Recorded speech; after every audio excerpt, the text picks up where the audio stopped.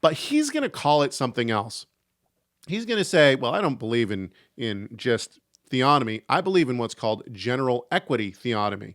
I'm going to let him kind of tell you what that is. And it's really what we just talked about, the idea that we can't just take all of God's law and then just put it onto the U.S., right? So that's not what he wants. He wants something a little bit different. What does he want? Let's go to Mr. Doug Wilson for the answer. Actually mean? If someone asked whether or not you hold a theonomy, what assumptions might lie behind the question? It could mean that the person is wondering if you are an adherent of the Christian Reconstruction movement, a movement that was very active back in the 80s, and if you want to reconstruct America as a Christian republic from the ground up with Mosaic law as the foundation. The answer to that question would be no. Or it might mean the person wants... It would be no for Mr. Wilson. Right? If we read Bahnsen, for instance, and we will go to Bahnsen here in just a few minutes because I have his, am I going to Bahnsen? No, I'm not.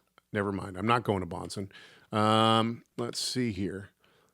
Who is this? Oh, yeah. So Roy Gain says, like in his chapter 8, approaches to applying Old Testament law.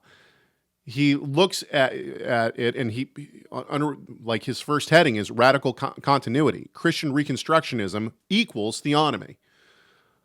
So we just need to be careful because there are certainly some within within Christianity who do believe that. They do think that we should reconstruct the nation of America or the United Kingdom or whatever, wherever you insert country where you live, and we should reconstruct these governments under the civil law of God.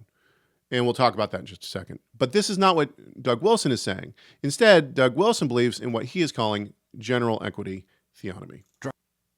Movement, a movement that was very active back in the 80s, and if you want to reconstruct America as a Christian republic from the ground up with Mosaic law as the foundation. The answer to that question would be no.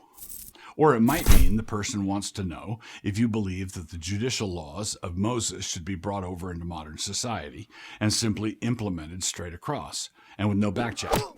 The answer to that question would also be no.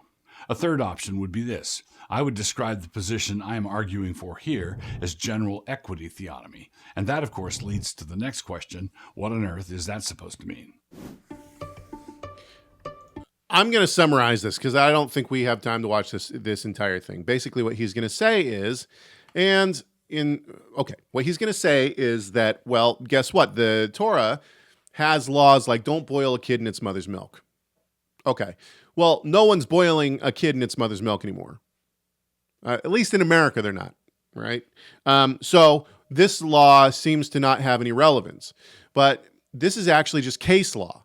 And there is a moral backdrop to this specific law, which is, don't take something that is a life giver and turn it into something that brings death. In other words, and I used this term last week, don't mix things that essentially differ, right? This would be kind of like the case law example of this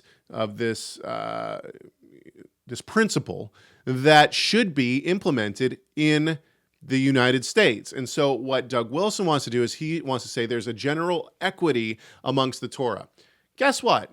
This is not anything new. This is not anything that Doug Wilson has come up with. It's not anything that anyone else recently has come up with. This actually has been the case of the Torah ever since it was given on Mount Sinai. I think it's ever since the garden, right? Is that there is case law within the Torah and that we are governed by the general idea of these laws. Continue listening to this conversation by clicking the full show link on the left side of your screen, or check out the video on the right that YouTube thinks you'll like. Don't forget to subscribe to this YouTube channel so you never miss content from Messiah Matters.